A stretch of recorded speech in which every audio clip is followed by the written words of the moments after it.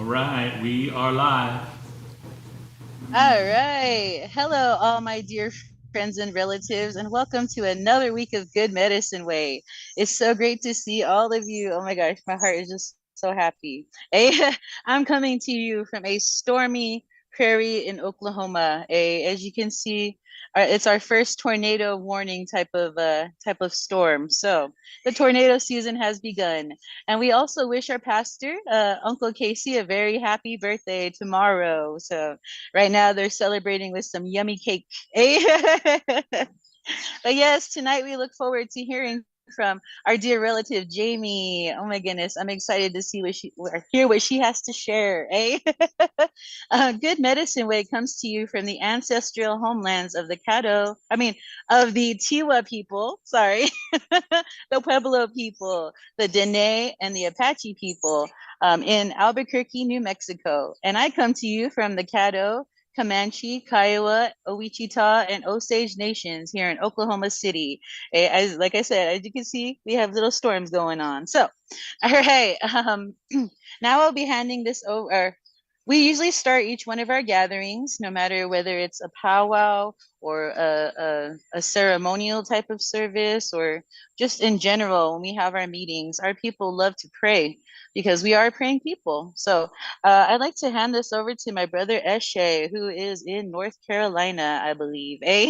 But I will hand it over to him for our directional prayer and to start us off in a good way. So I'm going to go ahead and hand it over to you. So go ahead and take it away, Eshe. Oh, thank you. I don't know why everybody thinks I live in North Carolina, but I live in South Carolina. I get the same thing when I go to Cheyenne's community too. They're like, "Oh, North Carolina." I'm like, "No, wrong direction."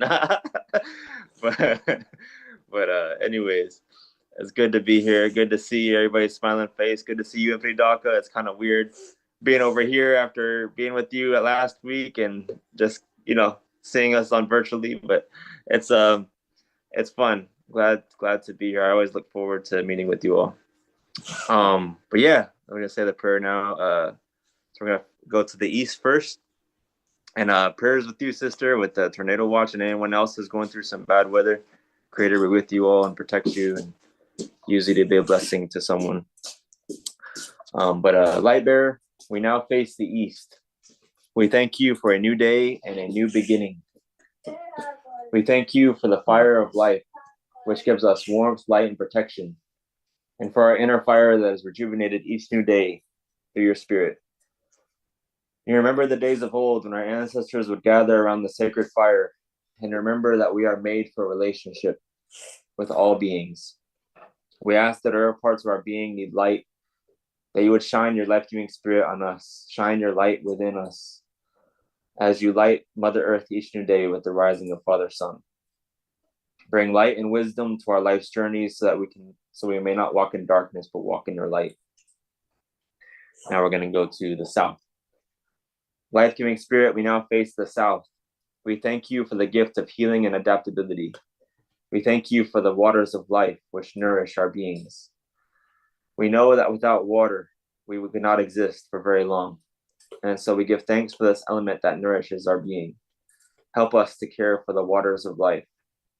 We ask that you would show us how to be fluid like water, so that when new or difficult situations arise, we can navigate them in a good, clear, and healthy way. Bring abundance to our lives so that we can channel the abundance to the nations around us. Now we're going to go to the west. Great healer, we now face the west. We thank you for the night as well as for the day. We thank you for bringing to light what would have otherwise remained in darkness. We also thank you for the challenges of life that increase our dependence on the light. We know that seeds germinate in the darkness of the earth. And so also that life and growth comes from being in that darkness and being springing forth. It's necessary for us to grow. We are thankful for the soil, and we ask that you will sense our responsibility to keeping all of our relatives safe and preserved for the next future generations, and help keep the soil preserved and clean for the next 7 generations. We ask that whatever arises that is negative, that you would help us to end toxic cycles that don't serve you, the community of creation, or ourselves. Bring rest to our spirits, resolutions to the cycles that we encounter, and healing from the trauma that is inflicted on our lives. Now we're going to face the north. Rescuing spirit, we now face the north. We thank you for the spirit of the wind, which breathes life into all of us moment by moment. We thank your life-giving breath for resurrecting the parts of us that were dead. We know that without the wind, the air, your spirit breath, that we would die within minutes. We are thankful for the winds of life, for the air that nourishes us and all of creation. Help us to care for them, for these precious gifts.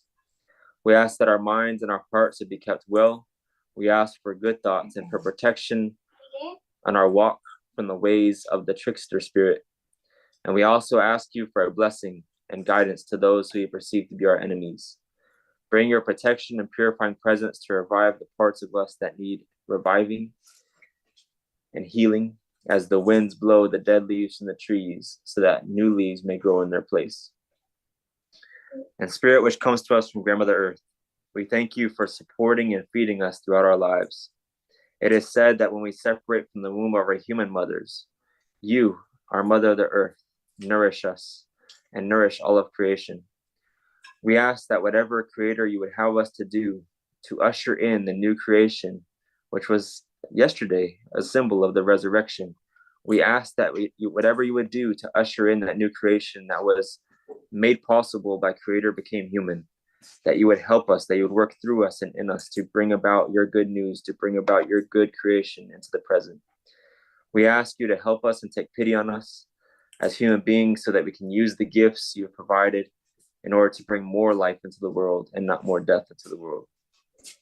In spirit which comes to us from Father Sky, we thank you for the blessings of life, Creator, and we ask and thank you for being near to us moment by moment. And we ask of you to remind us of your power when we grow weak. Communicate to us with your compassion, with your love, with your gentleness, with your presence, when our hearts grow soft and faint, so that we can be like a hollow bone that is clear. Nahane, let it be so. And I pass the baton back to you, sister.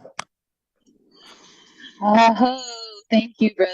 Thank you. That was very beautiful. Hey, I always love hearing that, hearing the directional prayer. Hey, trying to get a good picture of these clouds. Look at that. They got dark. Hey, all right.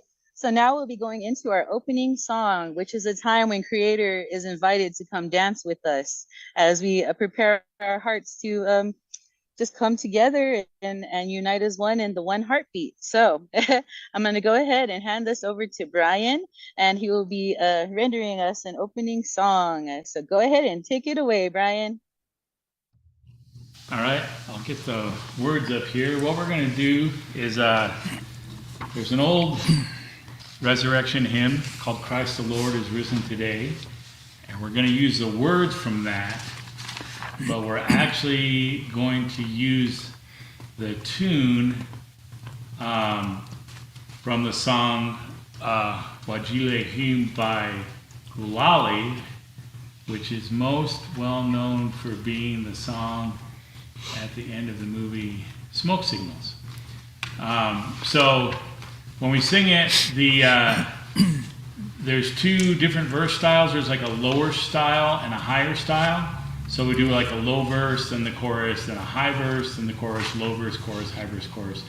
And the chorus, if you don't catch the other parts, the chorus is really easy. It's just Ale, Ale, Ale, Ale, Alleluia. And we'll sing that twice. And I will try to hopefully start it in a key that doesn't cause us to be superhuman in order to sing it. So Ones that only dogs the mic switched over and we're Yeah. going here. Some of us, we might get hurt by singing this too high.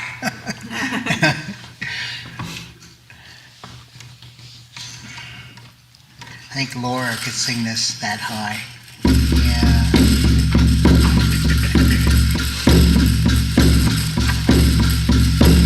Christ the Lord is risen today. Heaven and earth in chorus sing. Raise your joys and triumph.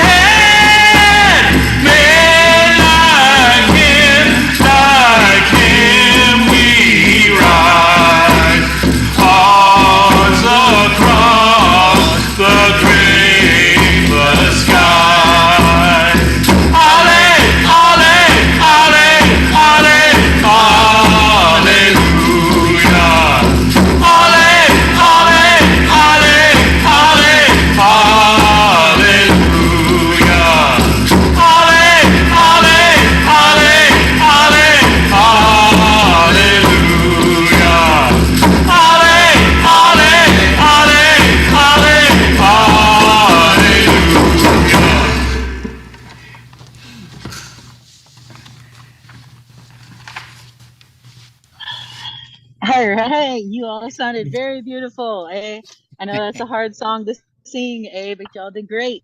I can hear all of you. Hallelujah. Just kidding. All right. Well, now we're going into our creation insight time, and this is the time where we get to share a little bit of what Creator has shown us this week. Today we will be turning it over to our sister Heavenly Scott. I just love her name, Heavenly. But yes, where I'm looking forward to hear what Creator has shown her or wants to share through her. So go ahead and take it away, Heaven. Well, thank you for letting me share. I wanted to share a story today from The Way of the Wolf by Martin Bell, and it's called Barrington Bunny. Once upon a time, in a large forest, there lived a furry bunny. He had one lopped ear, a tiny black nose, and unusually shiny eyes. His name was Barrington. Barrington was not really a very handsome bunny. He was brown and speckled, and his ears didn't stand upright. But he can hop, and as they said, he was furry. In a way, winter is fun for bunnies. After all, it gives them an opportunity to hop in the snow and then turn around and see where they have hopped. So in a way, winter was fun for Barrington. But in another way, winter made Barrington sad. For you see, winter marked the time when all of the animal families came together in their cozy homes to celebrate Christmas.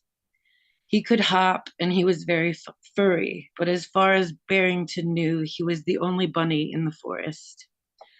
When Christmas Eve finally came, Barrington did not feel like going home all by himself, so he decided that he would hop for a while in the clearing in the center of the forest. Hop, hop, hippity hop, Barrington made tracks in the fresh snow. Hop, hop, hippity hop. Then he cocked his head and looked back at the wonderful designs he had made. Bunnies, he thought to himself, can hop, and they are very warm too, because of how furry they are. But Barrington didn't really know whether or not that was true of all bunnies, since he had never met another bunny. When it got too dark to see the tracks he was making, Barrington made up his mind to go home. On his way, however, he passed a large oak tree. High in the branches, there was a great deal of excited chattering going on. Barrington looked up. It was a squirrel family. What a marvelous time they seemed to be having. "Hello up there," called Barrington. "Hello down there," came the reply. "Having a Christmas party?" asked Barrington. "Oh, yes," answered the squirrels. "It's Christmas Eve. Everyone is having a Christmas party." "May I come to your party?" said Barrington softly. "Are you a squirrel?" "No. What are you then?" "A bunny." "A bunny?" "Yes." "Well, then how can you come to the party if you're a bunny? Bunnies can't climb trees." "That's true," said Barrington thoughtfully. "But I can hop, and I'm very furry and warm." "We're sorry," called the squirrels. "We don't know anything about hopping and being furry. But we do know that in order to come to our house, you have to be able to climb trees." "Oh, well," said Barrington. "Merry Christmas." "Merry Christmas," chattered the squirrels, and the unfortunate bunny hopped off toward his tiny house. It was beginning to snow when Barrington reached the river. Near the river brink was a wonderful constructed house of sticks and mud. Inside there was singing. "It's the beavers," thought Barrington. "Maybe they will let me come to their party." So he knocked on the door. "Who's out there?" called a voice. "Barrington Bunny," he replied. There was a long pause, and then a shiny beaver head broke the water. "Hello, Barrington," said the beaver. "May I come to your Christmas party?" asked Barrington. The beaver thought for a while, and then he said, "I suppose so. Do you know how to swim?" "No," said Barrington. "But I can hop, and I am very furry and warm." "Sorry," said the beaver. "I don't know anything about hopping and being furry, but I do know that in order to come to our house, you have to be able to swim." "Oh, well," Barrington muttered, his eyes filling with tears. "I suppose that's true. Merry Christmas." Merry Christmas, called the beaver, and he disappeared beneath the surface of the water.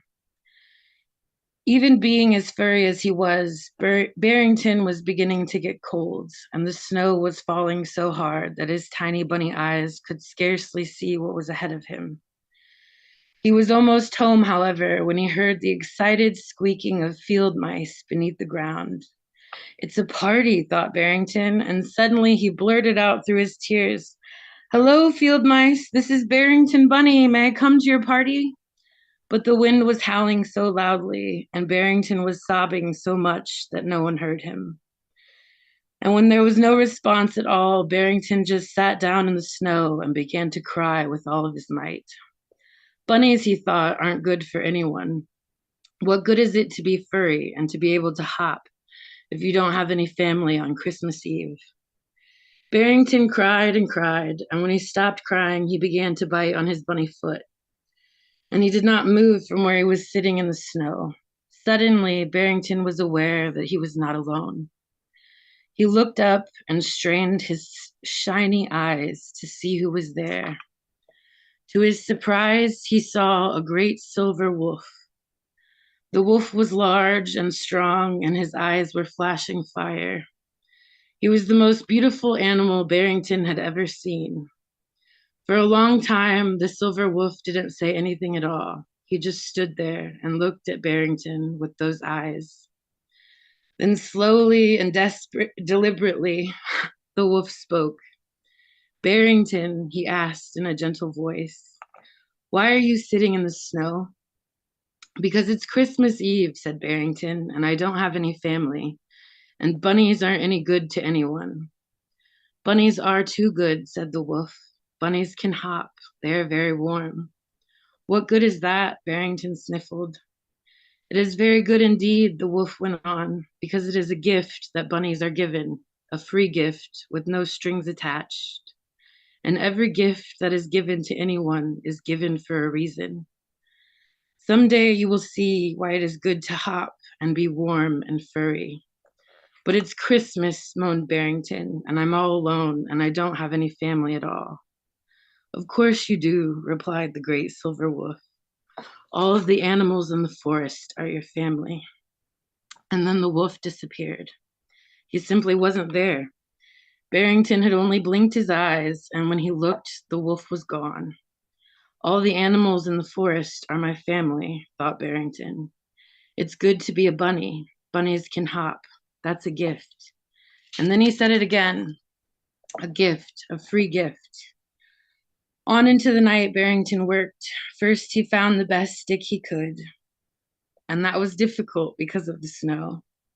Then hop, hop, hippity hop to the beaver's house. He left the sticks outside of the door with a note that read, "Here's a good stick for your house. It is a gift, a free gift, no strings attached. Signed, a member of your family." It is a good thing that I can hop, he thought, because the snow is very deep. Then Barrington dug and dug. Soon he had gathered together enough dead leaves and grass to make the squirrel's nest warmer. Hop, hop, hippity hop. He laid the grass and leaves under the large oak tree and attached this message: "A gift, a free gift from a member of your family." It was late when Barrington finally started home. And that made things worse, was that he knew blizzard was coming. Hop, hop, hippity hop. Soon poor Barrington was lost. The wind howled furiously, and it was very, very cold. "It certainly is cold," he said out loud. "It's a good thing I'm so furry. But if I don't find my way home pretty soon, I might freeze." Squeak, squeak. And then he saw it. A baby field mice lost in the snow. And the little mouse was crying. "Hello, little mouse," Barrington called. "Don't cry, I'll be right there." Hop, hop, hippity hop, and Barrington was beside the tiny mouse.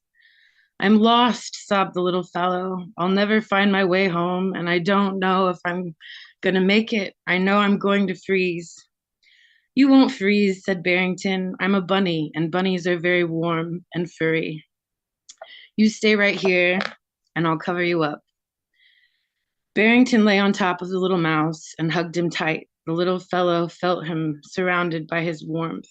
He cried for a while, but soon, snug and warm, he fell asleep. Barrington had only two thoughts that long, cold night. First, he thought, it's good to be a bunny. Bunnies are very furry and warm. And then he felt the heart of the tiny mouse beneath him beating regularly. And he thought, all of the animals in the forest are my family. Next morning, the field mice found their baby boy asleep in the snow, warm and snug beneath the furry carcass of a dead bunny. Their relief and excitement was so great they didn't even think to question where the bunny had come from. And as for the beavers and squirrels, they still wonder which members of their family left the little gifts for them at Christmas Eve. After the field mice had left, Barrington's frozen body simply lay in the snow. There was no sound except for that of the howling wind, and no one anywhere in the forest noticed the great silver wolf who came to stand beside that brown, lop-eared carcass. But the wolf did come, and he stood there, without moving or saying a word, all Christmas Day, until it was night, and then he disappeared into the forest. Thank you.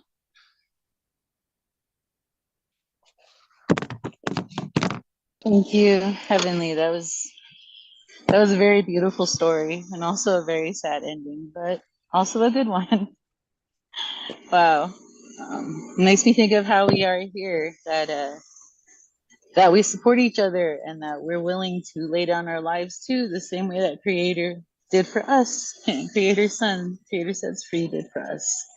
So that was very beautiful. And I'm pretty sure you made all of us cry. But yes, thank you, Barrington. Hey? Yeah.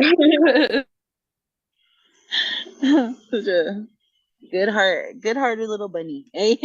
We're all cool like that little bunny. We just gotta look out for each other. So,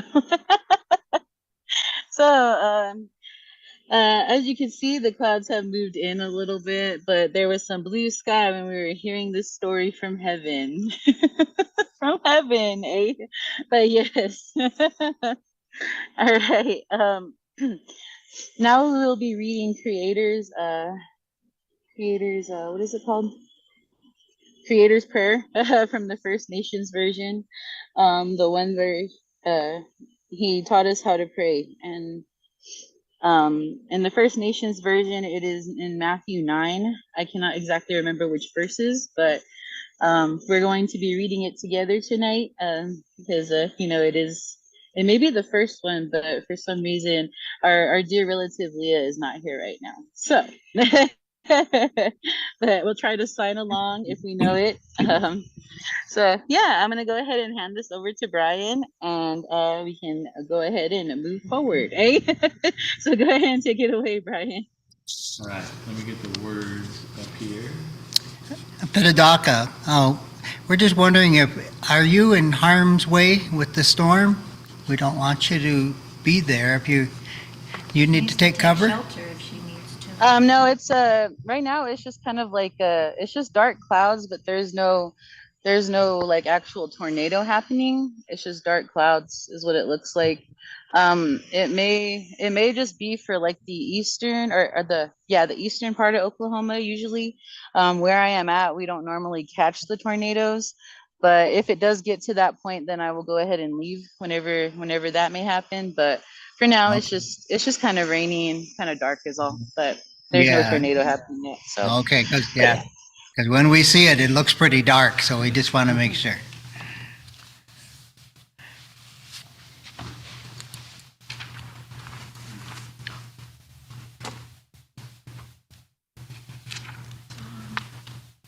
All right. Page 9. So Creator Sets Free shows us how to pray. O great Spirit, our Father from above, we honor your name as sacred and holy. Bring your good road to us, where the beauty of your ways in the spirit world above is reflected in the earth below.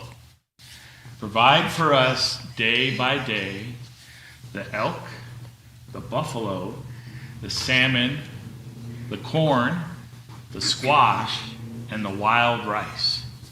all the things we need for each day. Release us from the things we have done wrong. In the same way, we release others who have done wrong to us. Guide us away from the things that tempt us to stray from your good road, and set us free from the evil one and his worthless ways. Aho, may it be so. All right, that was awesome. I just love how Brian can get down to the tick, tick, tick, tick, tick, to the main parts of it. Yeah. But I'm yes. skipping quite a bit, but yeah. The language, I mean, in first version, Nisha's version, is also shared at the Bradley Indian Mission in Bradley, Michigan, because I was there yesterday. Oh, yeah. Yeah, Laura's, did you all hear that? Yeah. Laura just came back from Michigan, and the churches there where we grew up, or I grew up there, they're sharing now the First Nations version, Lord's Prayer, in that church now. So it's pretty cool. So it's getting out there all around. So thank you. I know I didn't get to Yeah.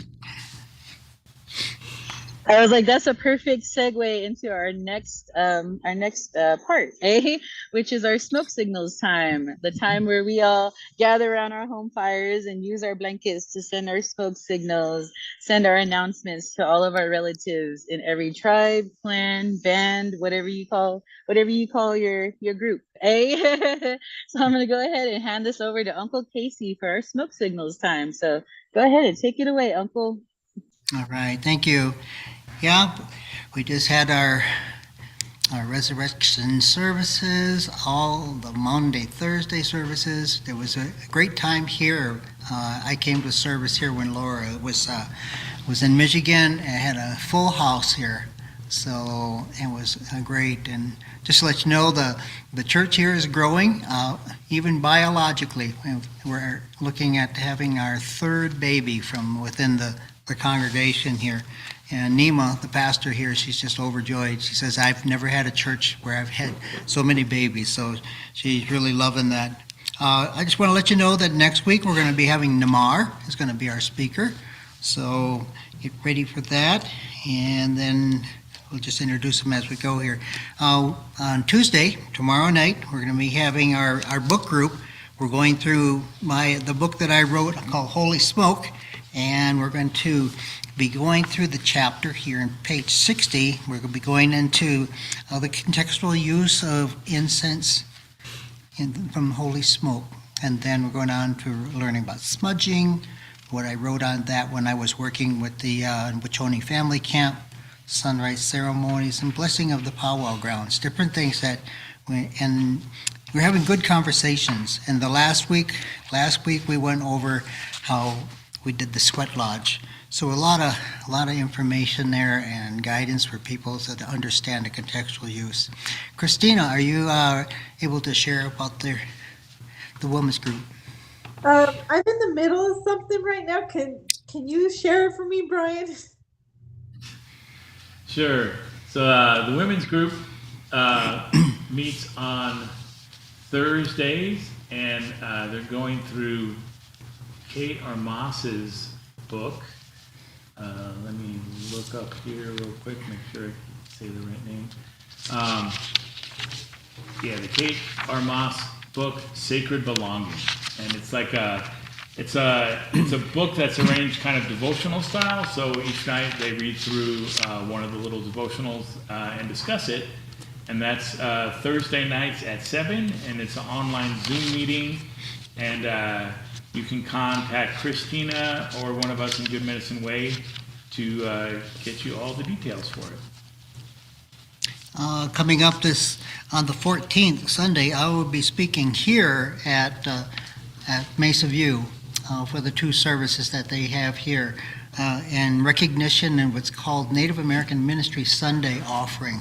So that'll be happening on Sunday the 14th, and then I got calls out waiting for returns for different gigs that we'll be able to have here in this area here with other churches. So pray about that they come through. And the offering that they take, it can be taken anytime during the year, but it gives us a chance to talk about the Native ministries that we're doing and others that are doing across the country. And it also about different seminarians, Native American seminarians that are in school right now, and that offering also helps them. So with that, I think I'm good Well, there. Uncle Casey, Yes. could I give one there? You can. This Saturday, we have our first gathering of Contextual Church, and it'll be at 1 p.m. And also, I've been asked to come to the Faith of Hope Mennonite Church on the 21st, Sunday the 21st, to share about contextual Native ministries. So you can keep that in prayer too. Hey, well, exciting. I know, very, very good. We'll be in prayer for you, Karen. Looks like in Petadaka. Petadaka, you got a hand up? Yes, every single week, ever since I've received this book, even before, I like to give a little shout out to our brother Namar. He has this new book called From the Juke to the Church, and it's a story, the spiritual journey of a Cherokee blues man. Like I said, I was reading a few pages of it so far, and it's really, really good. So be sure to get your copy on Amazon. It is $20 for this hard copy here. And yeah, just a little shout out to our brother Namar. So yeah. Speak of that, yeah. And if you want to join in on Christina's or on my book club, you can also just connect on Facebook and join in. And listen in is also very good. If you don't have the book with you, you can join us on those. A lot of good conversations that are happening, I hear. Well, thank you. All right. Well, But yes, going into our giveaway time, as Uncle was getting ready to say, I swear I'm forever cutting Uncle off. I do not mean to. But our giveaway time is like the offering when we take up the offering plates, in most churches. And in many of our tribes, we like to gather items, gather money. As I say, mazaska, just kidding. We like to gather materials and just anything that you feel like you can give from your heart. Like we've received sage and sweetgrass from different people. But we gather all these things so we can give them to other people. In our way, it's like the more that you give, the more that you it's kind of like you're giving people more life when you give away all your items. It's not about how rich you are or about how much you have, but it's always about what you can give. So I'm gonna go ahead and hand this over to Uncle Casey, for our giveaway time. So yeah, all right, here you go, Uncle. Take it away. All right, thank you. And Brian's going to lead us through a song here, and we've been gifted some money from Covenant United Methodist Church. We're going to be putting this on the blanket, and they've designated it that we'd be able to purchase more First Nations Bibles. So this came from a church here in Albuquerque. So we're going to be putting that on the blanket. And I'll put up our QR code blanket. So yeah, if you do want to give to Good Medicine Way, there's links on our Facebook page that goes to a PayPal interface where you can give digitally. You don't have to be on PayPal to use that. And then our QR code blanket. This QR code will also take you to that same PayPal link. And I'm gonna do the same song I did last week because I keep forgetting to switch the microphones around. I think the first song I did may have been kind of blown out on the live stream, so sorry about that. But I think I got the microphones right this time. So we'll just do this little Create in Me song while we're all doing our giveaway.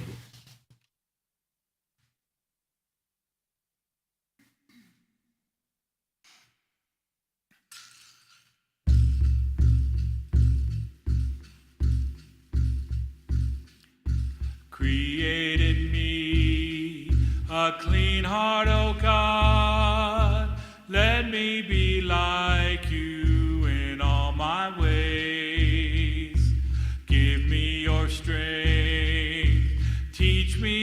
song. Shelter me in the shadow of your wings.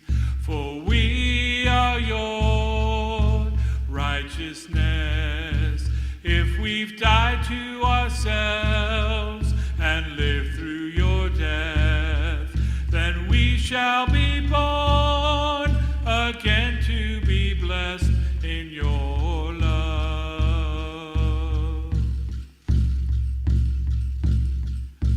Create in me a clean heart, O God. Let me be like you in all my ways.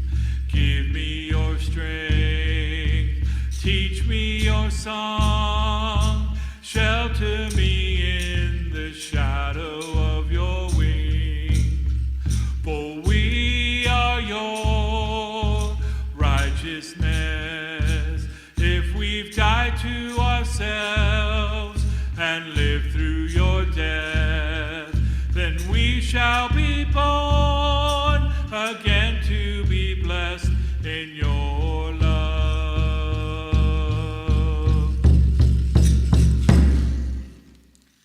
All right, thank you. Thank you everyone for giving online and by the QR code blanket and our blanket that we have here. And I go to Laura to take care of our offering. And thank you, everyone. Yes, that was absolutely beautiful, Brian. Thank you for sharing that again so we can actually hear it. Hey? I love that song. Hey? Yes. All right. So now we will be going into our time of reading Creator's Word. This is the time where we get to hear a scripture from what Creator has spoken to our people, basically. Hey. Tonight, I believe that it is coming from the book of Job. I am not 100% sure exactly what it is, but I know that Auntie D, Auntie Donna does know what it is. So I will go ahead and hand it over to Auntie D for our Reading Creators Word time. So go ahead and take it away, Auntie. Well, we are being fluid this evening and moving with the Spirit. And so, Sister is going to read the scripture from the version of the voice, I believe she said, during her talk. So, I'll catch you on the next time around. Okay. All right. But since, yeah, no, it's fine. We were like, things were going on the fly. But Dave did put it in the chat. So since we announced a Reading Creator's Word, I'll just go ahead and read it real quick. It's a very short verse from Job 36:15. As for the righteous, when they are afflicted, God delivers them through the affliction itself and uses the trial to open their ears to his voice. There we go. Job 36:15. All right. Amen and amen. Hey. All right. So now we are going to go into our centering time, which is our time where we join our hearts as one and are guided by the Native American flute that will be provided by Brian. So I'm going to go ahead and hand this over to Brian, and then Uncle Casey, I believe, is the one who will introduce our speaker tonight. So go ahead and take it away, Brian.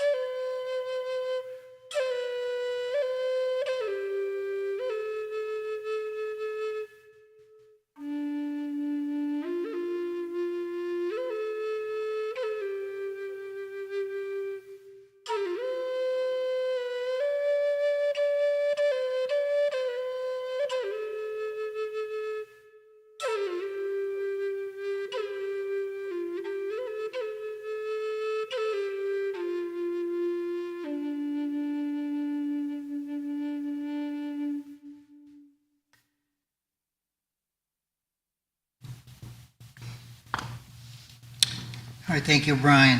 Our speaker tonight is Jamie Bečka. She's been coming on here with our program for quite a while now, and we have heard from her different creation insights that she shared with us, and wealth of information. Well, she's a singer, songwriter, musician, worship leader. I could say right now she's a world traveler. She gets over to Israel and other countries as well, and sharing her gifts with other people there. And she's looking at, and she needs prayer. She's planning on making another trip over there. I don't think everything is scheduled yet, but that's leave it to the Lord to work out those. But she is going to be sharing with us. She's not in this area. She's from Texas, and we're trying to get her out this way for one of our events. Maybe in the future when we have another time when she can come out here and we can see her in person.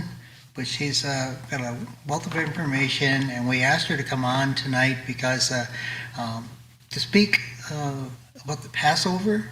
And then also, we shared with her the liturgy that we use for our contextual Passover. So we'll see what she has come up with, and how she can, edify us with the words that she shares. Thank you. And this is Jamie. Good evening, Good Medicine Way family. Thank you, Uncle Casey, for the invitation to speak. Also, thank you for that very kind and gracious introduction. I do hope to make it out there someday to fellowship with you guys in person. I'll just let you guys know up front that I've been having some issues with my allergies. So if I at some point get choked up or sneezing or who knows what, I apologize ahead of time. But that being said, I'll go and start. And I would like to talk about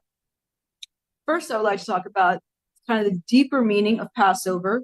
And so last week, Terry Wildman was talking, and it felt like he kind of set me up a little bit, but he was talking about Creator's desire to bring restoration and harmony back into the world. And there was one thing that he said that really caught my attention. He said that Creator has given us different gifts, such as prayers and ceremonies, to bring that balance back into the world. And so Passover is one of those ceremonies that the Creator has given us to restore harmony in the world. And Passover is part of a series of holy days, not holidays, but holy days that are known as the feasts of the Lord, or also the appointed times of the Lord. And the Bible talks about it in Leviticus chapter 23, and I'm going to read verses 1 and 2 of chapter 23. It says, "The Lord spoke to Moses, speak to the Israelites and tell them, these are my appointed times, the times of the Lord that you will proclaim as sacred assemblies." Sacred assemblies. And so I'm not going to list all of the feasts of the Lord. There's several. But what it's saying here is that Creator has made an appointment in time to meet with us and to fellowship with us in this place of remembrance. And when we come together to remember with Him collectively, it brings order and harmony back into the world, and it brings our lives back into alignment with His good road. And so in regards to Passover being part of the feasts of the Lord, it's important to understand that Passover is part of a bigger story, and that story is connected with events that happen in Israel's history. So if you are observing the Jewish religious days, then you are continuously walking out this storyline. And as you're traveling along this path, you stop at these markers in time, and you remember the bad things, you celebrate the good things, but most importantly, you remember what the Creator did. You remember His faithfulness, and it creates this hope and expectancy that He can do these miraculous, wondrous things again, and that He will bring all of these things to completion. And so another thing that's important to understand about this story is that with the holy days and the feast of the Lord, that there are themes and undercurrents to each one. So let's look at the themes of Passover. And I'm actually going to work my way backwards in time, starting with the story of Jesus. Jesus died at the beginning of Passover. He was in the grave during the Feast of Unleavened Bread, which was symbolic of the parable in John 12:24 that said, unless the wheat seed falls to the ground and dies, it remains only a seed, but if it dies, it will produce much fruit, which leads us up to the resurrection, which happened on the Feast of First Fruits, which was symbolic of Jesus being the first fruits of the resurrection. So essentially, in a nutshell, all this points to the theme of redemption. And redemption is just a big churchy word that basically means Jesus saved us from our sins, and now he's restored us to a right relationship with the Creator. And so with this story, there is the theme of redemption. And then if we go back to, where was I? Here we go. We go back to the Exodus, which is where, of course, we get the name Passover from. This is a story of deliverance. And so with this story, God used Moses and Aaron to bring deliverance to the Israelites who were suffering and in bondage and in oppression to the Egyptians and Pharaoh. And so, with this story, we have a theme of deliverance. And I just want to say that the focus of this story is not so much, that we do remember the suffering, but it's not so much focused on the suffering of the Israelites as we're focused on the faithfulness of God in his power to bring about a deliverance, but specifically a deliverance that results in them being transformed as a people. But these are not the only two events that happened at Passover. If we go further back in time, the destruction of Sodom and Gomorrah actually happened at Passover. Of course, this was preceding the Exodus. So there is a theme of judgment here. And, unfortunately, sometimes in order to bring about deliverance, sometimes there has to be a judgment, like when God brought judgment to Pharaoh and the Egyptians. So here we have the theme of judgment. And so let's go back even further to when God met with Abraham and made the covenant with Abraham. This actually happened at Passover also.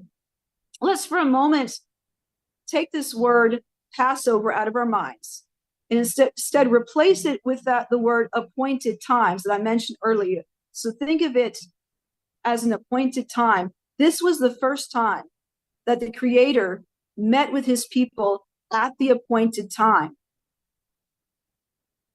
It was a special time to meet with the Lord.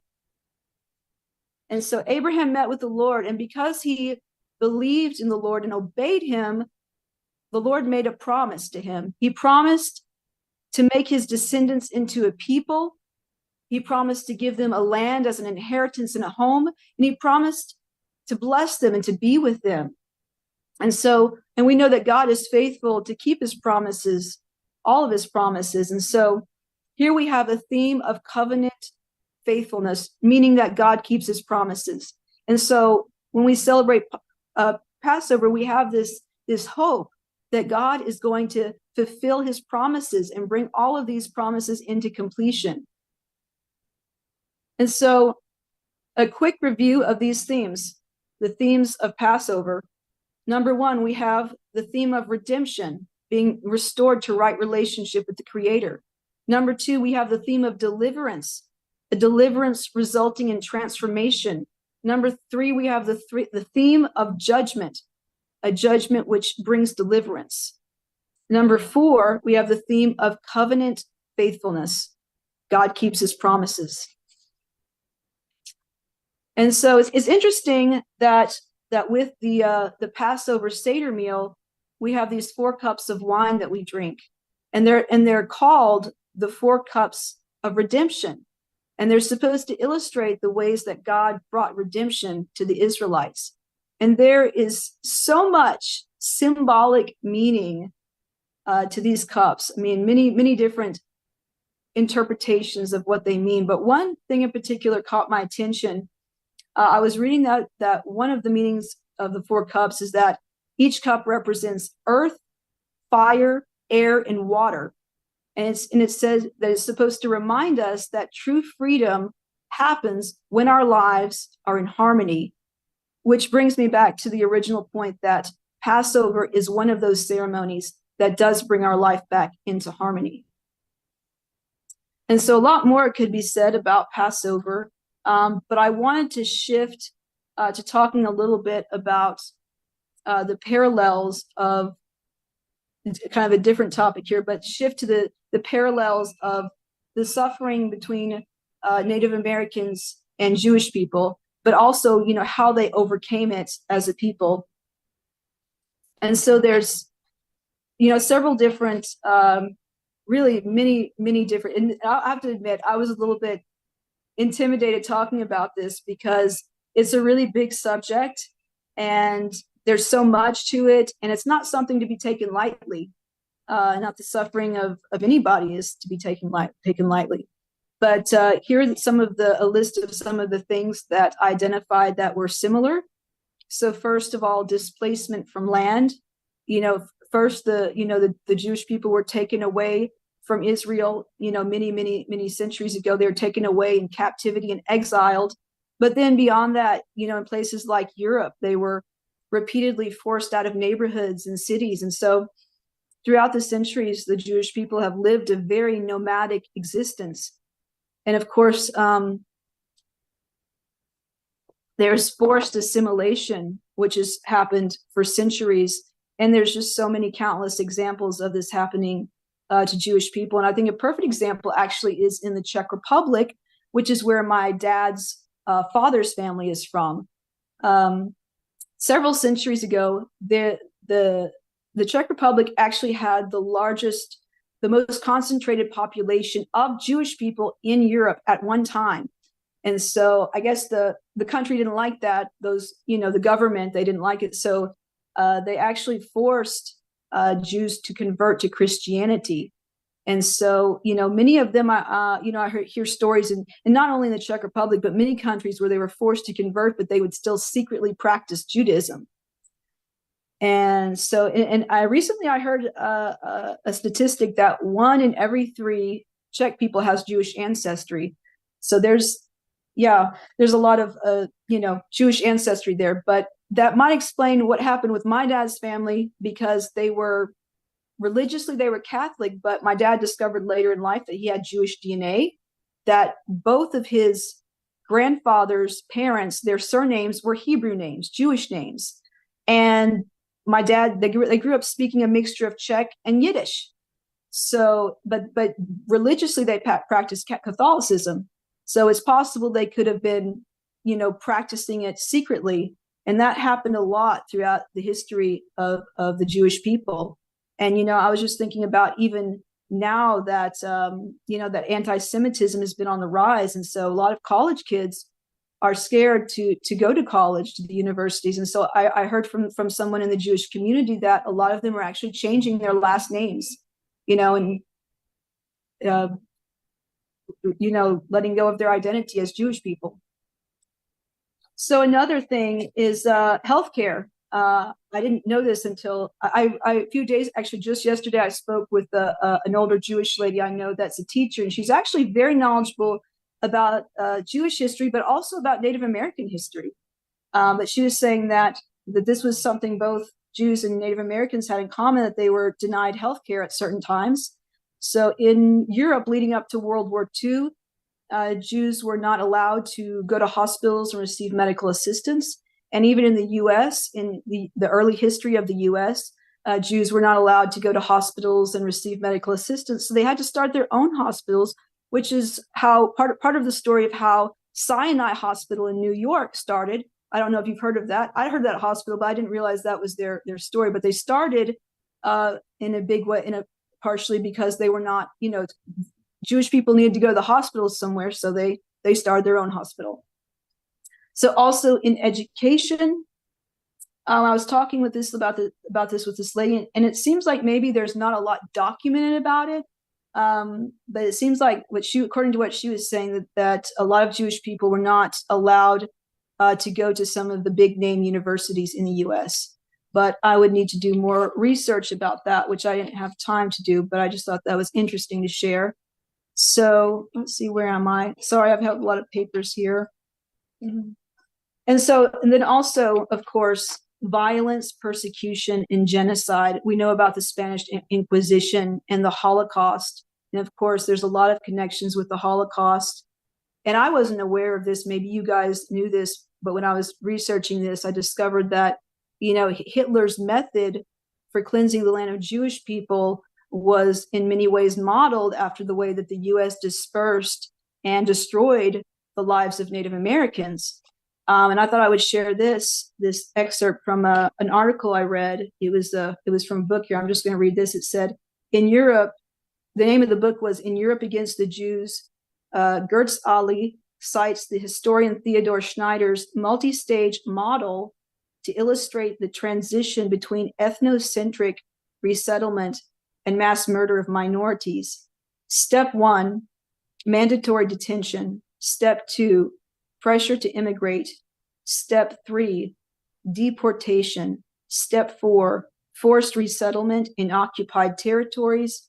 And step 5, physical destruction. And so I guess the last thing I would say on that also is, of course, the death marches, that when the Nazis knew that they were losing the war, they basically tried to shut down and blow up the death camps and take all the Jewish people out. And they just basically marched them to death and executed them along the way. And then, of course, recently I've heard about the marches. I knew about the Trail of Tears, but hearing at Good Medicine Way, even more of these marches that, and the people died along the way and suffered greatly. So there was this connection with that. But I would like to also talk about the things that Native Americans and Jews have in common that have preserved them as a people and helped them to overcome. We don't want to just focus on the suffering, but how do people, preserve and overcome. So the number one thing I would say is that the Jewish people have a communal faith that is not individualistic. And in relation to that, they have shared beliefs and values that are common among them. And of course, family is very important. Jewish people are known for having big families. And so the traditions are very important. Maybe some of you guys have seen the movie Fiddler on the Roof, with the character Tevye, who would sing that song, Tradition, Tradition. My dad loved to watch that. He made me watch that show when I was a kid. He loved it so much. He would get up and sing it with him. So yes, many traditions are so important, passed down for generations and generations. Dances have been passed down for generations. I used to take Israeli dance. I love the Jewish dances. They have hundreds and hundreds of them, and they have so much meaning. They have stories. There's always a story behind every song, every dance. And there's dances that are for all these different things in life that you do dances for. And so these dances are passed down, prayers are passed down, and of course the prayers date back thousands of years. Some of them are found in the Bible, but there are many prayers that come from the oral tradition of the rabbis as well. And so the prayers are in Hebrew, and that leads me to another thing, is that the Hebrew language is very important to the Jewish people. So these are things that I think that Jewish people and Native Americans have in common, the traditions, the communal faith, the language being important. And I think these are common things that hold people together, especially from indigenous cultures. So the prayers are in Hebrew, and the Hebrew language is very important to the Jewish people, but they didn't really have it as a spoken language for many, many centuries. It was more of a literary language. It was studied by the rabbis. It was, said in the prayers, but they didn't, really converse, and it wasn't formal language for them as a people until the late 1800s, when Eliezer ben Yehuda revived the language. And in 1921, it became an official language again. And it's something that, that Jewish people really, now that has become an official language, they really cultivate it. And then finally, the last thing I'd like to talk about is the land of Israel is very important to the Jewish people. And I think all indigenous people, for them, there's a land holds a special place, that there are lands that are sacred, a land that is home. And this is, I think, common among, indigenous people, that land is a sacred place. So, and for Jewish people, the land of Israel has long been a part of their faith, and it's been a part of their identity as a people. And so it's a land, it's a place that is both, that they feel is both sacred and home, but also sacred and home to other groups of people as well. And so every year they end the Passover meal, the Seder meal, with saying, next year in Jerusalem. And I can't imagine how many generations of people said that without ever being able to go there. But now they can. So, but it always, ended, Passover always ended with this hope, that one day that they would get to see the land of Israel. And so there is a lot of hope with Passover. And so I think that's a good place to wrap it up. And in conclusion, I would like to go back to the story of Passover and just talk briefly about one of the main themes, which was deliverance. And I feel like it's a timely message because there is a great need for deliverance in the earth. And I'll talk about this subject carefully, but I just want to say that, all the people, all the inhabitants of Israel, Jew, Gentile, Muslim, they're all suffering right now, and they need deliverance. They need a divine intervention. And not only Israel, but people all over the world need deliverance from warfare, from oppression, from, all kinds of mistreatment. And honestly, since I've joined the Good Medicine Way meetings, I from what I've observed, I feel like, that Native American people are still being mistreated. It may look different than it did 50 years or 100 years, but it just seems like, they're not thriving here in the U.S. the way that Creator, has called them to. And I feel like, that's what He wants for us. And if we're not thriving, if we're not being able to live a life that's thriving, then we need deliverance from that. Whether it's Native Americans, whether it's people in the land of Israel, or the people in, Ukraine and Russia, wherever, they need deliverance. And now this is a really good time to pray about this, considering where we are in the Hebrew calendar, that we're in this place where there's this theme of deliverance right now. And just think of your prayers as seeds. There are certain times of year that are a really good time to plant seeds to get a really good crop. And just think of it as the same way with your prayers. This is a good time to plant prayers for deliverance in the earth. And so I just wanted to close with this verse that was read before, Job 36:15. I just want to read it one more time. As for the righteous, when they are afflicted, God delivers them through the affliction itself and uses the trial to open their ears to His voice. And I think this is such a perfect Bible verse for the story of Exodus, because, the Israelites were suffering for hundreds of years in slavery.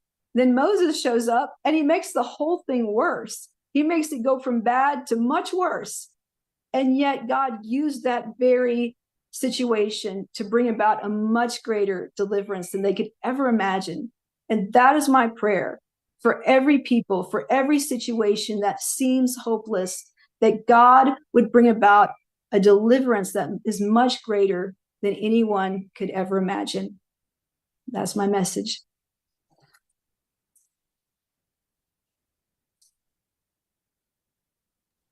All right, thank you, Jamie. Now we'll be going into a stillness and reflection time with the Native American flute provided by Brian. This will give us all a moment to gather our thoughts for the discussion and reflection time that will be coming after. So go ahead and take it away, Brian.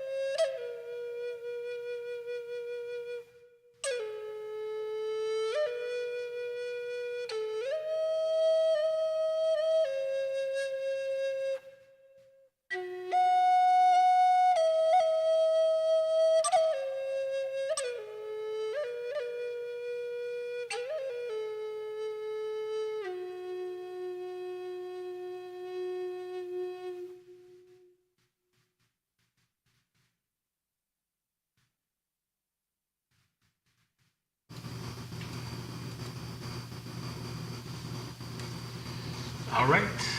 And Helen, ready to go. So go ahead, Helen. You can open us up. Okay, well, thank you, Jamie, for sharing. I always appreciate your point of view because I know you have such in-depth knowledge and it's good to hear so much from you. I have my own story about how multiple faiths can share in kind of a Passover. It's something that happened between my family and a Jewish family. At one point in time, my mother was undergoing cancer treatment, and her oncologist was a Hasidic Jew. And at that time, back in the 90s, they were experimenting with artificial blood, and they were giving it to cancer patients. But one of the problems was that it didn't have any of the hormonal levels that would be normal for someone her age. And so almost overnight, she went into this horrible depression. And she was able to say, on one hand, I know I'm okay. I'm in good hands. My family's okay, but I can't stop crying. And a lot of the people who were working with the artificial blood were just saying things like, well, stick with it, you'll be okay and stuff. But her doctor took her seriously. And he said, I've always had my questions about this. He said, but I have an idea. He said, my wife is about your age and she's had about the same number of children. I have reason to believe that her hormonal levels would be roughly equivalent to yours. And I'm asking her if she will donate some blood for you. And so she did. And my mom said within 12 hours, she was feeling relief. And within 48 hours, she felt like herself. And all this was happening right around their Passover and our Holy Week. And so in our own faiths, we were hearing about the power of deliverance through the blood. And we were seeing and witnessing the power of blood in what it could do to restore my mother to herself. And I've always appreciated that. I never got to meet her oncologist and I never got to meet his wife. But I was always very thankful for them, first of all, taking her seriously, and secondly, being willing to sacrifice of themselves to make her whole.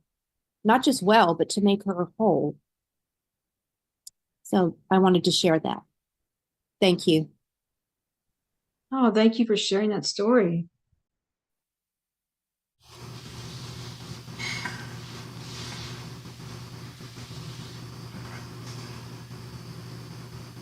Check the chats real quick.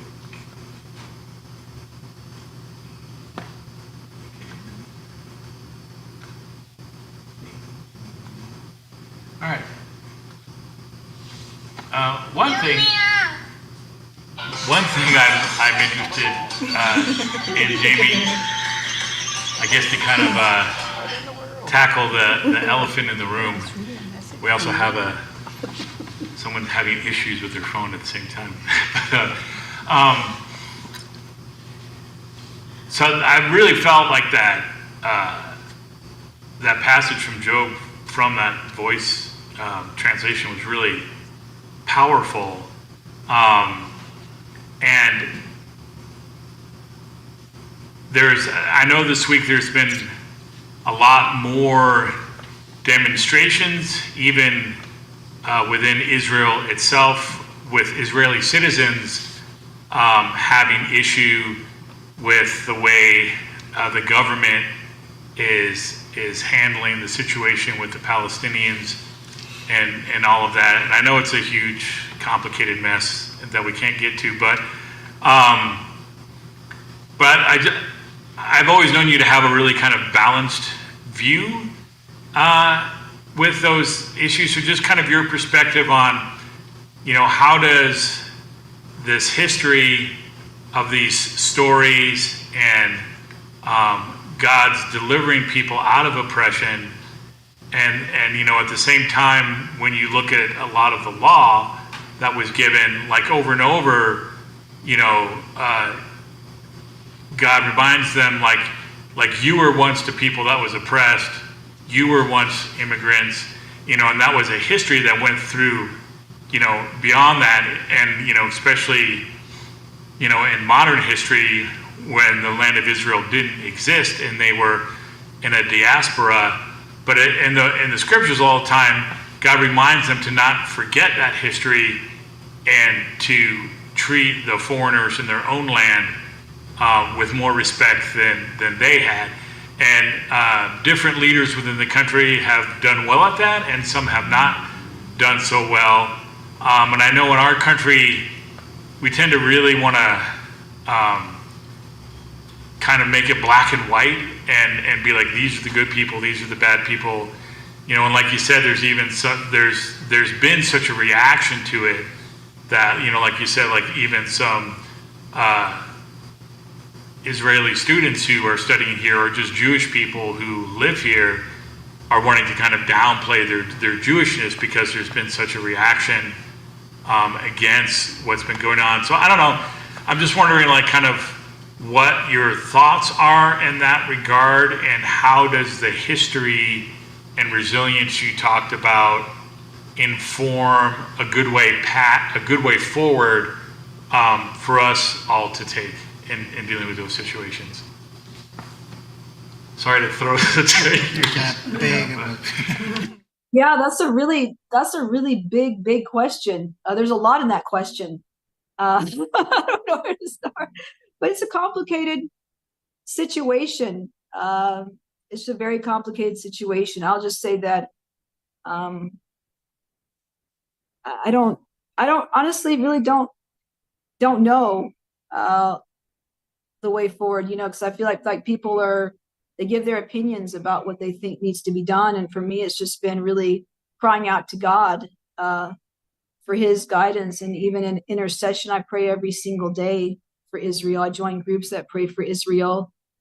But I know that, I don't know what the best way to handle this. I feel like there's something that needs to be done, that they've been caught up in a really vicious cycle, and that there has to be some kind of breakthrough, just kind of like in the story with the Exodus. They were caught up in this place that they couldn't get out of. And it seems just like with the Exodus, it had to come to this before. And I'm hoping that finally that there will be a breakthrough that really brings peace. And I mean, the one thing that I know is that I believe ultimately that the Creator wants reconciliation. I believe that's and that's something we have to keep in mind. And we can't come to that by just taking sides and just spouting off our opinions. But we really have to come humbly before the Lord and say, okay, Lord, what is your way? What is your path to reconciliation? Yeah, that's what I'm just going to leave it at. Well spoken, for sure. Yeah. I mean, I don't expect us to be able to be like, oh yes, this is what needs to happen, and I'll fix everything. Even though there's plenty of people out there who think in those ways. But yeah, thank you for that. Okay, Karen, go ahead. Jamie, and I know this is just your opinion, so I'm not expecting a theological dissertation on it. What do you think is the role of born again Christians, either native or other, in light of Judaism today? I mean, the role as in participation, support. Can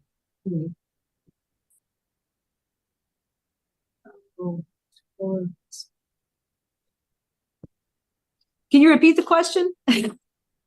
What is your opinion on the involvement of or support of Christians in light of Israel today?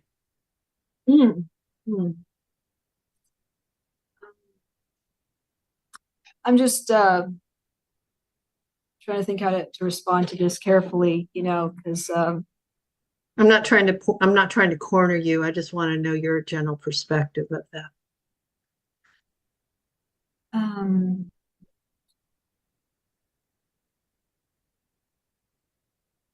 Yeah, I feel like there's like kind of sometimes people go to different extremes about things when it comes to like supporting Israel, supporting Judaism. You know, that there's Christians who don't, and who don't. They're not open to it. They're not open to Judaism. actually I see there's a fair amount of Christians who support Israel, but some of them, I thought that if you supported Israel, that you would be open to Judaism, that you'd have a heart for both. But then some that are just very close-minded to the Jewish roots of the Christian faith. I mean, I spoke at a church in the Czech Republic, and this person was very, very supportive of Israel, but he thought me talking about the Hebraic roots was trying to get people to leave Christianity. And I'm like, that's couldn't be further from the truth. So in regards to sometimes and that's why I guess it took me a moment to think, because there's Judaism, there's Israel, and then Christians, have a different response and relationship with both those things. So a lot of Christians support Israel, but they're very close-minded towards Judaism, which doesn't make sense to me. And then the Christian support of Israel, well, and I was thinking about this earlier when I was talking about, I've spent a lot of time in Israel. And so I'll just be honest that sometimes I get frustrated because there's people that they say these really negative things about Israel, some things that I know from being there for extended amounts of time that aren't true, but they've never even been there. But then there's also, on the other hand, there's Christians who they love Israel and they've maybe gone there for a 2-week vacation, and they had this wonderful experience. They saw the sights, and it's just like they have this really rose-colored glasses about Israel. For me, Israel is like, it's really great when you first get there. But yeah, I have that experience. Like, I'm in the Holy Land. I'm where Jesus walked, but then like it's like being inside of a pressure cooker. And so what I don't think most people understand is and I'm a person who's very sensitive to spiritual atmospheres, but there is just an intense amount of spiritual warfare in that land, and it comes out in the natural. And I don't think a lot of people understand that, the Christians, or as well as people who just have this negative, that they don't realize the spiritual battle that is going on over this land. Because God has, he's talked about Zion, that this is a special place where he wants his presence to dwell. And he's got a special part in this plan of the redemption of the world. He's got a special plan, and there's a special part for the Jewish people to play. There's a special part for the Arabic people to play. They're brothers. They're long lost brothers who need to be reconciled. And that, I believe, is what part of God's ultimate plan is, to create the one new man. And so I don't know if that really answered your question. It's a hard question to answer because, like I said, depending on the relationship, if you're talking about Christians' attitudes towards Judaism or their attitude towards Israel. But those are just my thoughts. Thank you for sharing. Nikki. Go ahead. Okay, can you hear me? Yes. So I think my question, you mentioned visiting Israel, and you mentioned like the spiritual warfare that you felt. Like, I'm assuming this is like previous trips and stuff, but like I remember last time that you mentioned that you were going to take a trip out to Israel again, and I think someone had said that like, oh, that kind of like sounds scary. Like, I don't know. Do you think the atmosphere in Israel would change, or would have changed, or compared to the last time that you were there, in terms of like the spiritual warfare? Like, I don't know. I'm just curious. Just because of all the stuff with Israel in the news and Palestine, I'm just curious. Well, every time I've been there, there's been spiritual warfare. The first time was the worst for me because I showed up a week before COVID happened, and then the whole country shut down, and it was that was just pretty scary. But every time I've been there, there's been a lot of spiritual warfare. So I can't imagine what the people are going through right now since this has started.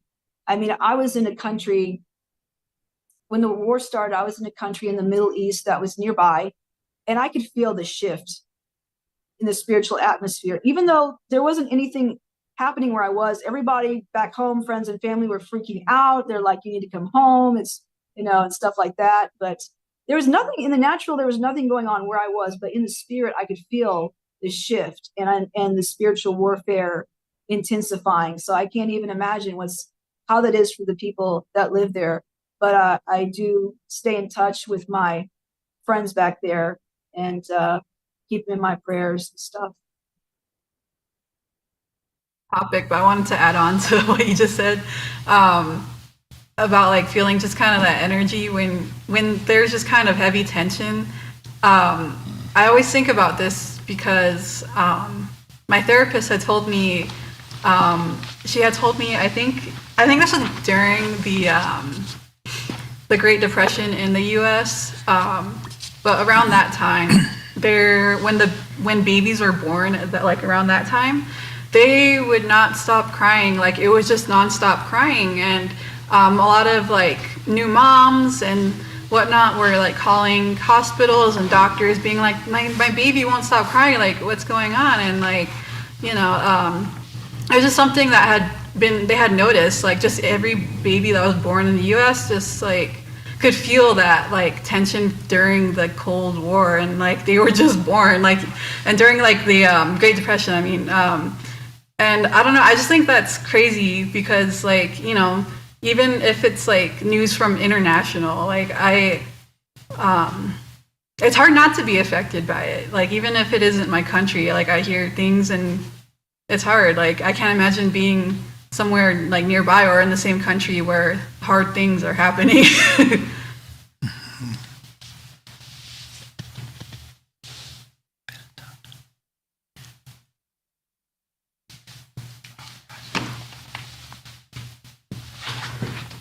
Trying to switch the cameras, I can't see the little carrots.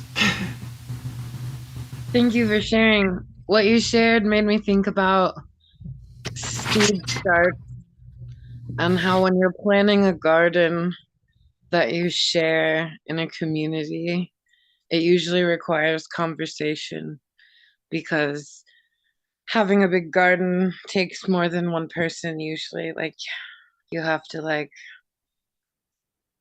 work together to weed things and have everybody's advice on what will work best for all the different plants that you're growing together. And what that also made me think about was like common language and how like the spirit is a common language. And when you're talking about like spiritual warfare and Passover and deliverance, that's the spiritual language. And I think, the land during this time also speaks that language with us. And like the rains come and the plants start to grow and like, things get burned back so that new things can come. And I think that's also another beautiful thing about this time. Thank you for sharing. It's good insight, Heaven. Good insight. Go ahead and Pitadaka. Okay, first off, thank you so much for what you have shared, Jamie. It's really insightful to realize that a lot of Native people, including the Jewish people who are native to their lands, to know that they have also gone through something similar to us Native Americans or us indigenous people here.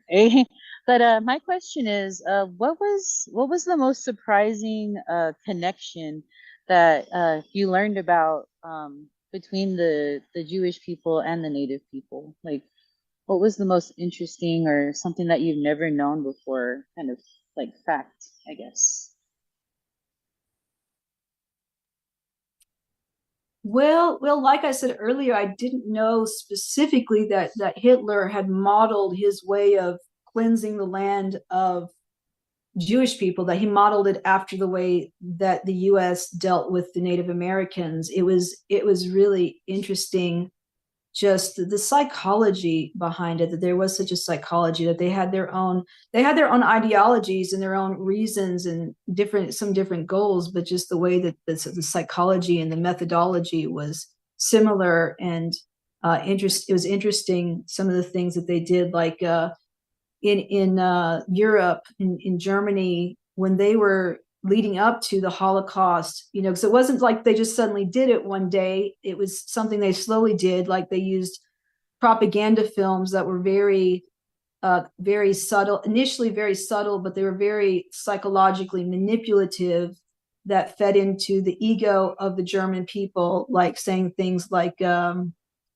would be films that were about national pride and things like that. But then, they were kind of turning into, well, our country is great, and it would be even greater if it wasn't for these Jewish people, things like that. And then I was reading that leading up to the Holocaust, they were, when they were forcing the Jewish people out of their homes, they would take all of their things away. They would take their homes away, and then they would give it to the German population, the Gentiles. And so they made them complicit in this crime. So then they were guilty along with the government and the Nazis. So then they, then they were even more. So they used this psychology to turn them even more against the Jewish people, because now they were complicit in the crime too.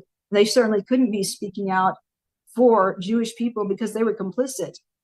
And it was just, interesting the ways that they. And then in comparison, like the kind of the propaganda, so to speak, that they used for Native Americans, one of the things that I read was they were saying, well, the reason why they were trying to push Native Americans out of their land was that it was really for their own good, because these savages wouldn't be able to coexist with the European civilized settlers, that they wouldn't be able to living next to them because they were uncivilized. So it's really for their own good that we remove them and make them live somewhere else where they can, and so this was just propaganda that they fed to people to justify what they were doing. So those were just some interesting things. But it's something to watch out for, this kind of psychology, this way that people subtly turn people against each other. So yeah, something to be aware of. Thank you, Jamie. All right, go ahead, Helen. Well, Jamie, I was thinking some more, and then you almost took words right out of my mouth, of this division that we have against it. And I've heard a lot of people talk about Israel and their treatment of Palestine and stuff, but I wanted to point out that what the government of Israel is doing doesn't necessarily represent all Jewish people or even all Israeli people. And that I've known a lot of Jewish people who have said, no, we can't do this. We can't turn around and treat others as we've been treated. But I think when I heard them say that, I think I realized that they identified with the Palestinians in many ways, that they found that common ground and that common bond of being human. And that what these powers, whoever they are, whatever the government, whatever things, they're trying to separate people and create division, partly so that they can set up their own hierarchy with themselves at the top and set other people below them.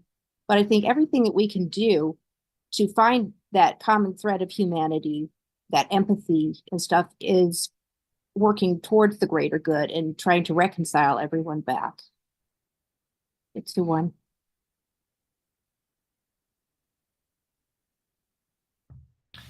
Yeah, kind of launching off of that platform.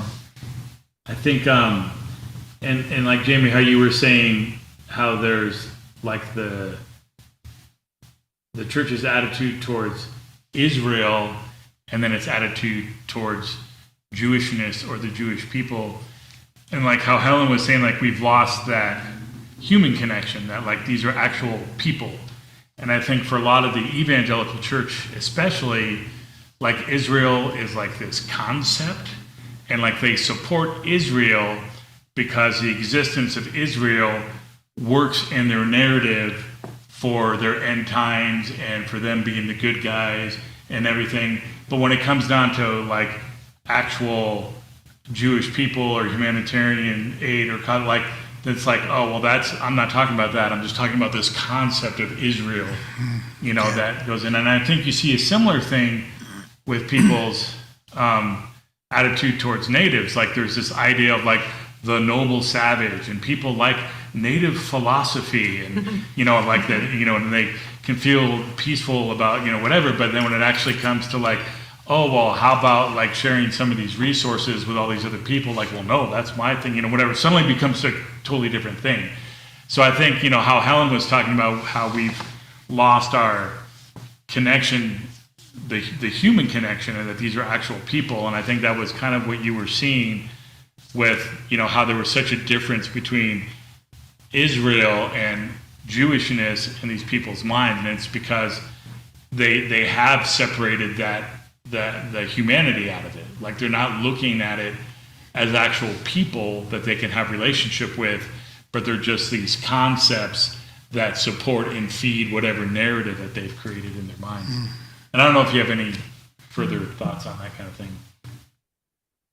Oh, that's a very, very interesting point. I don't know if I have any extra thoughts, but it makes a lot of sense. Yeah.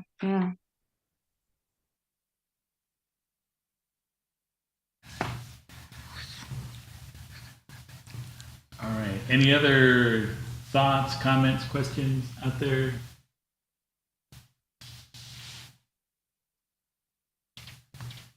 Can she just expound a little bit more? She talked about,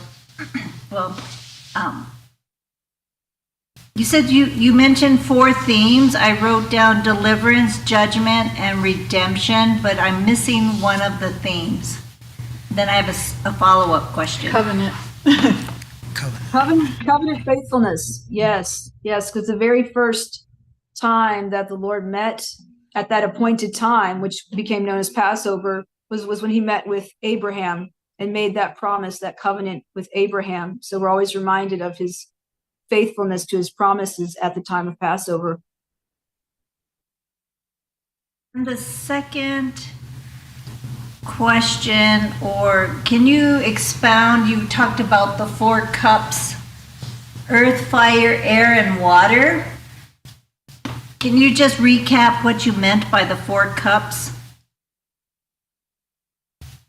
Well, there are 4 cups of wine that we drink at Passover, and they call them the 4 cups of redemption. And each, I would have to look up what each, like I said, there's several symbolic meanings. I think one cup is like sanctification, and I don't remember like the main like meanings of them in relation to the Passover story, but they've come to take on several different meanings. And this was just one of the meanings that I thought was interesting and kind of related to what I was talking about, restoring harmony. And it's just said that the 4 cups, one of the symbolic meanings is that they're symbolic of earth, fire, air, and water, which is to remind us that true freedom happens when our lives are in harmony.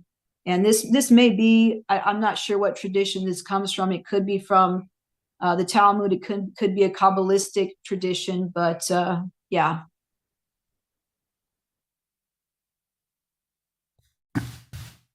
Okay. Thank you.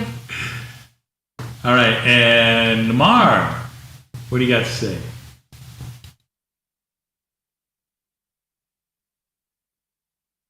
Can you hear me?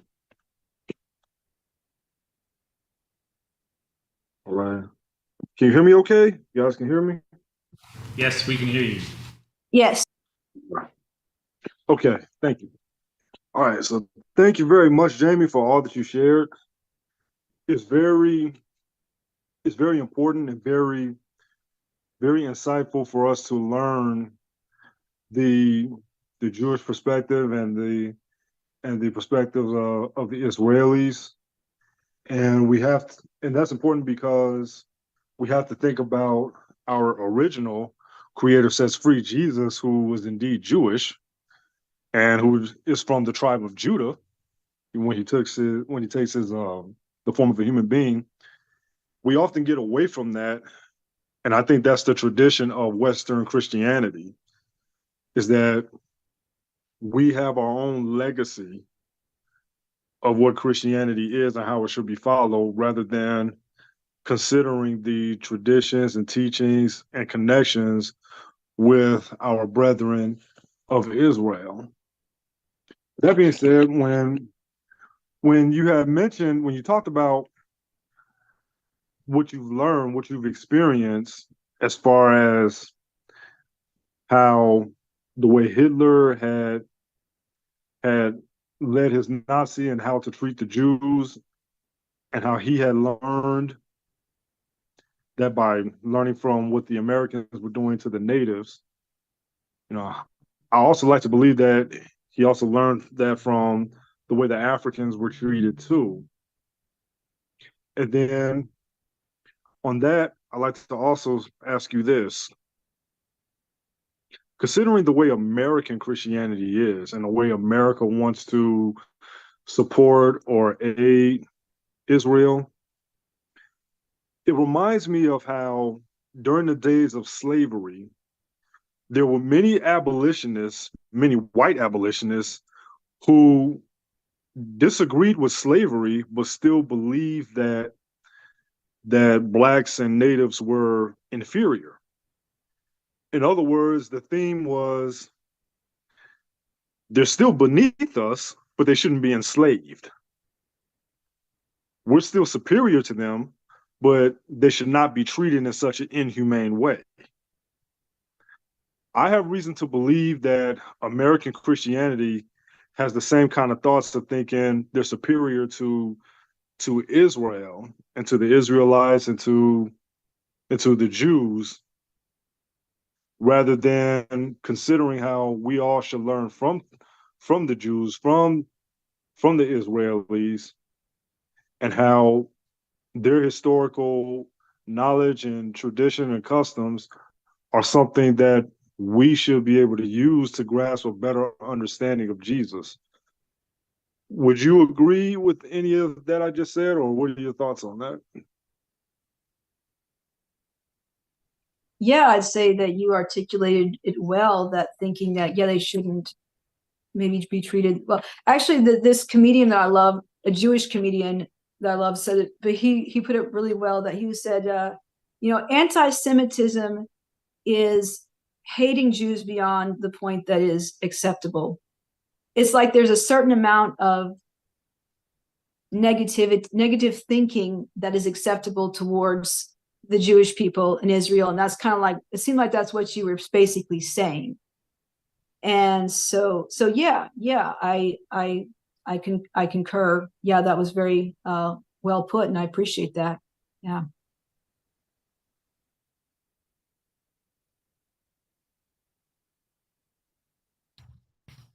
Yeah, there was a thought in the chat where someone said that, much of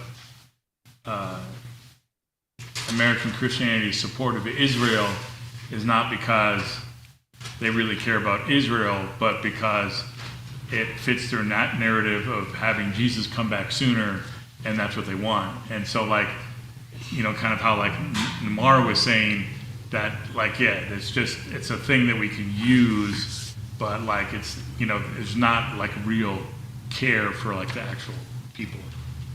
Yeah, so. All right, last call for questions or comments.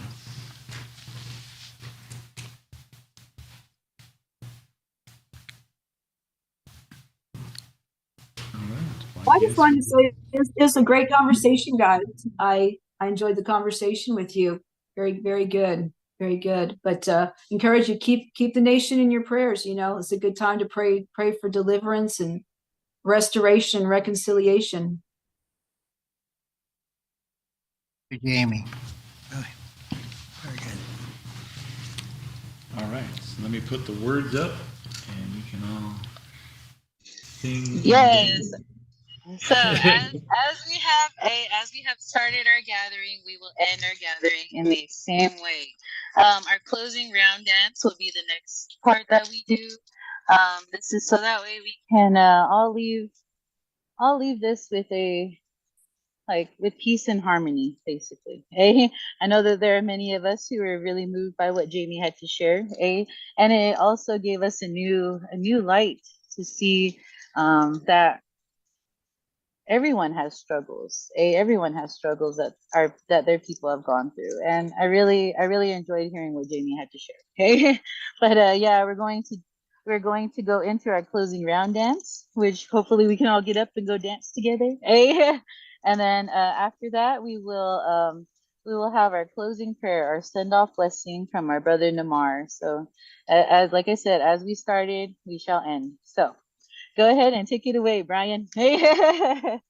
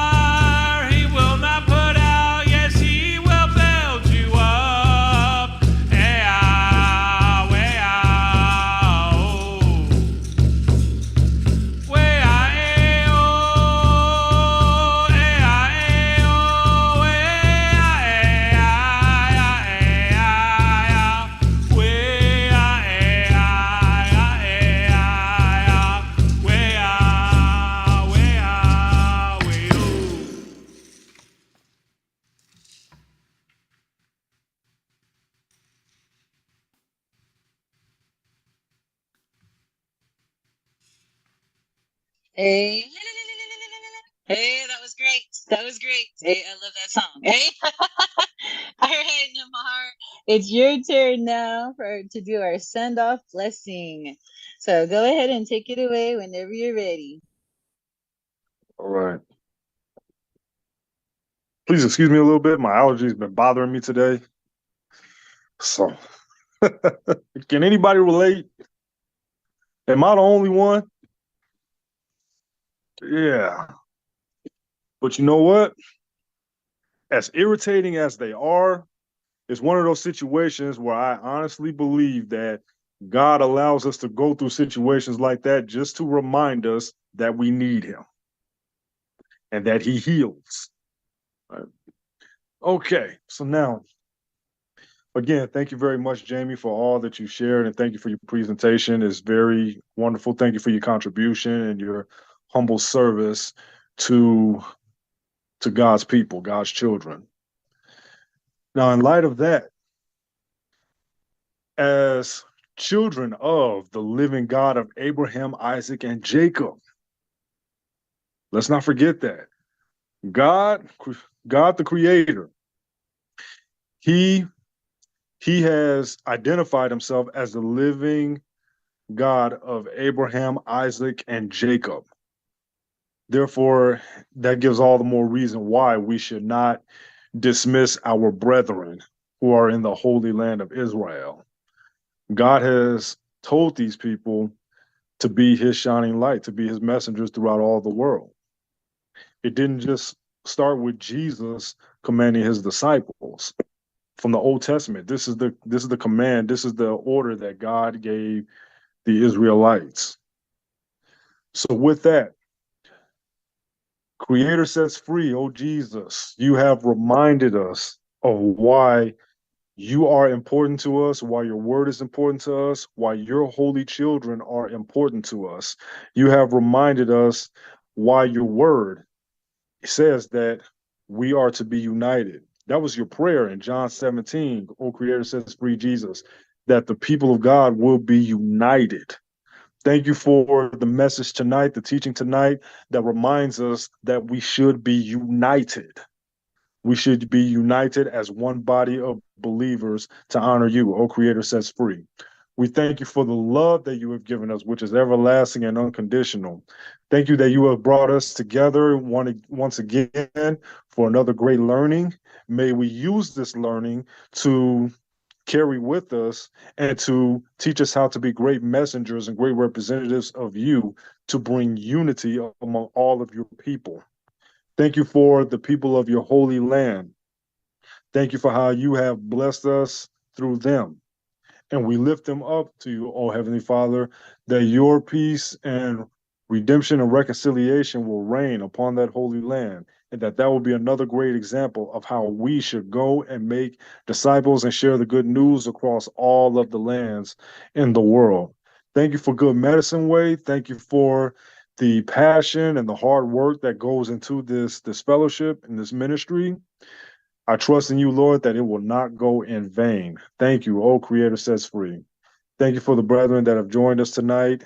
We praise you for those who haven't been able to join us tonight, but that you have inspired us through them.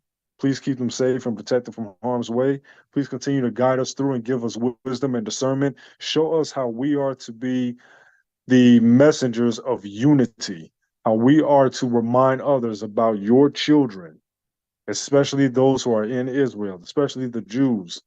Thank you for what the Jews have taught us. Thank you for what Jamie has taught us tonight. And bless her and keep her safe and protected from harm's way, as I trust that you would, for you are the Almighty Protector.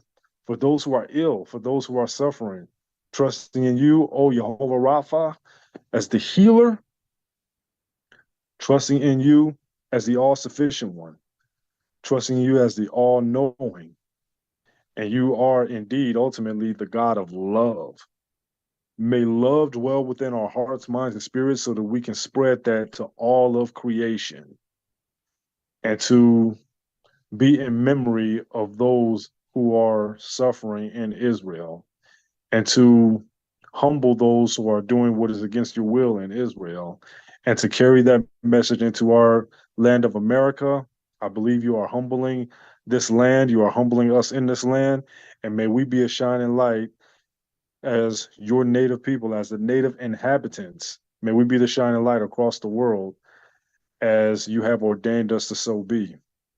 Please keep us safe and protected from harm's way as we live and journey our lives through the rest of this week, and continue to heal us, continue to guide us, continue to fill us with your great spirit, your Holy Spirit, O Creator. In the name of Creator sets free, O Jesus. Aho, may it be so. Thank you, Noah. All right, everyone. Great teaching tonight, Jamie. Hopefully you can come here. I was just thinking, you are a song leader. We ought to have you here for a mini concert or something here. Oh yeah, with that'd you. be awesome. That'd be awesome. Well, let's, maybe before you make this next trip, we can work on something. We'll, before summer takes off, or just keep that in mind. Let's keep it in prayer. I'd like to Are you have talking to me or somebody else? you, yeah, for I can mini hear you concert. well on my phone. So yes, I'd love to come over there and worship with you guys and fellowship with you guys. Yeah, Ah. it looks like, I'll tell you right now, it looks like I'm probably going to be heading out mid-May, but I haven't bought the ticket yet, so still praying. Tentatively, that's possibly on the horizon, so we'll see. All right. Well, we'll talk about it here amongst the leadership here, and we'll see what we can do. All right, Jamie, thank you so much. Everyone, have a blessed evening and week. And thank you, Dan. Thank you for the hat. He mailed me a birthday present. Came in the mail today. That's nice. Yeah. Yeah. Thank you, Dan. All right. See you tomorrow. Okay. See you tomorrow. See y'all.